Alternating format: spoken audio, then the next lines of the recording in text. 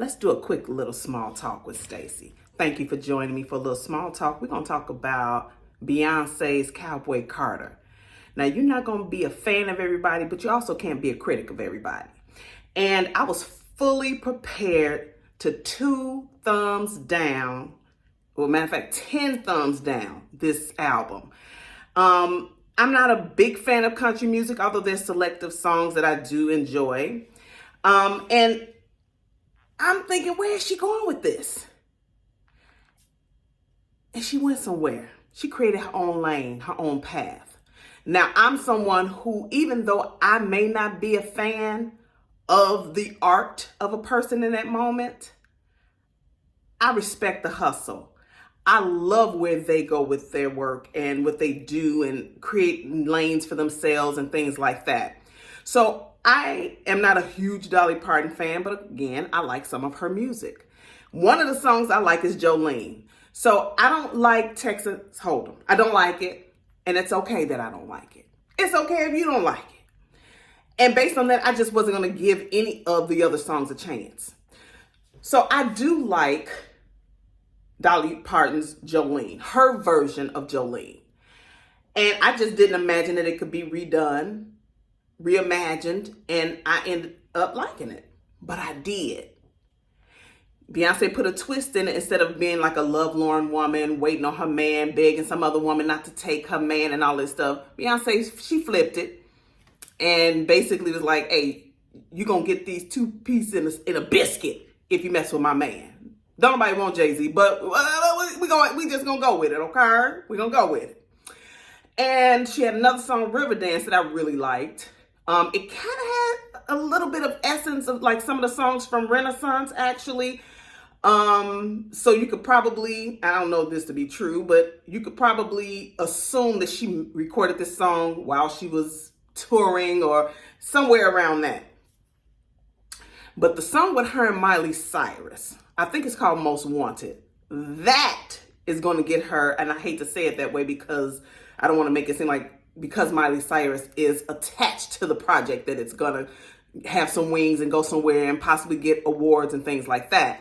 But they really sound good together. It was a really well put together song. Their voices kind of just glide together. And I like it.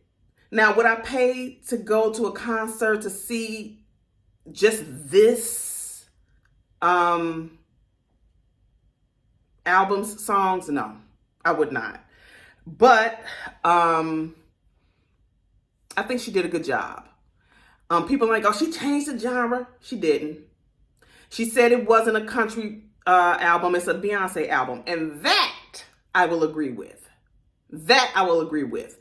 Without the song, other than the song Texas Hold'em, the other songs don't sound country to me. Although there's a slight twang to the music, it is not country.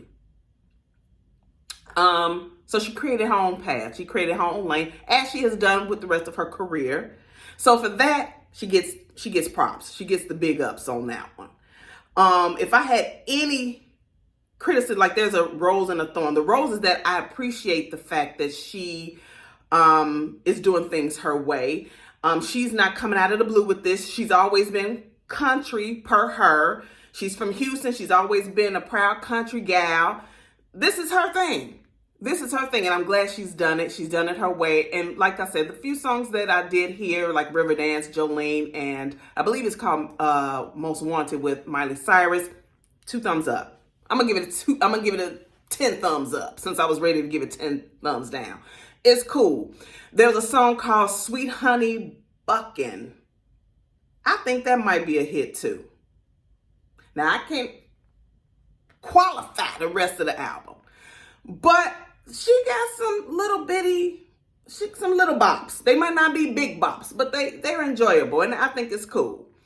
But if there's a thorn, so there's a rose, those are the good things. The thorn is, and this is just this is a me issue, a me preference. I'm happy that she and Jay-Z have gone through the storms that they were going through with their marriage and things like that.